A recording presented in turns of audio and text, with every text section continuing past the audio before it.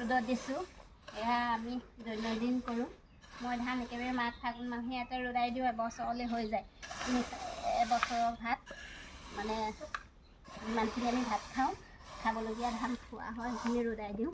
আৰু বাৰিষা ৰ'দত দিবলৈ নথওঁ, আজৰি হৈ থাকোঁ। মই ডেইলি দিওঁ, 2 মোন 3 মোন শুকুৱাই ল'ম এতিয়া, এনেকৈ ডেইলি।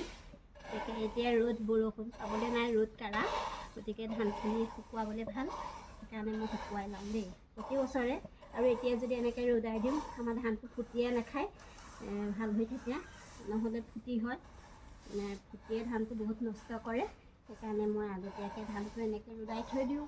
তাৰপিছত বাৰিষা আমাৰ ৰ'দত দিবলগীয়া কাম নাথাকে, বৰষুণত ওলোৱা সময় কাম নাথাকে, আৰু গতিকে ধানটো ডাইৰেক্ট মিললৈ লৈ গ'লেই হৈ যায়।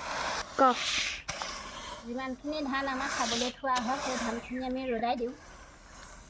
আৰু এতিয়া ৰ'দাই দিলে আমাৰ ধান ফুটিয়ে নাখায়, গতিকে ধানটো ভাল হৈ থাকে। আৰু বিশেষকৈ বাৰিষা দিন ৰ'দত ওলাব সোমাবলৈ অসুবিধা হয়, এই ৰ'দ দিব, এই বৰষুণ দিব, গতিকে এতিয়া আমাৰ ৰ'দ কাঢ়া, এনেকুৱাতে দি থওঁ। ডেইলি মই 2 মোন 3 মোন, এতিয়া যিমানখিনি আমাৰ খাবলগীয়া ধান আছে ৰ'দত দি দিওঁ, আজৰি হৈ যাম। তাৰপিছত আৰু বাৰিষা ইমান চিন্তা নাই, যেতিয়া পাৰে তেতিয়াই মিললৈ লৈ যাব। এনেকৈ ৰ'দাই থৈ দিলে আমাৰ নিশ্চিন্ত হৈ থাকোঁ, কাম কম হৈ থাকে।